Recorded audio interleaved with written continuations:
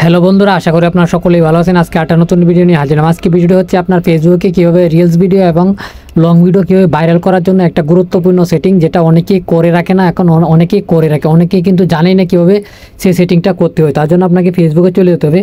ফেসবুকে চলে যাওয়ার পর থ্রিডোতে চলে যাবেন। থ্রিডোতে চলে যাওয়ার পর এখানে সেটিং অপশন দেখতে পাচ্ছেন, সেই সেটিং অপশনে চলে যাবেন। সেটিং অপশনে চলে যাওয়ার পর আবার এখানে যে অপশন দেখতে পাচ্ছেন সেটিং, সেখানে ক্লিক করে দেবেন।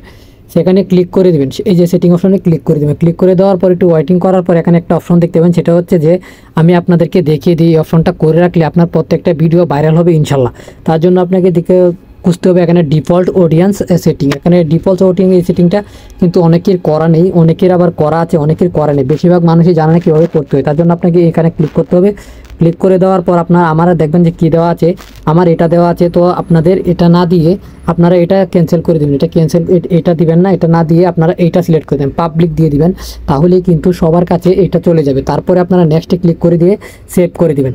তাহলেই কিন্তু আপনার ভিডিও যখনই আপলোড করবেন, আপনার ভালোভাবে হ্যাশট্যাগ ব্যবহার করবেন আর হচ্ছে টাইটেল ব্যবহার করেন, তখনই কিন্তু আপনার ভিডিও ভাইরাল হয়ে যাবে।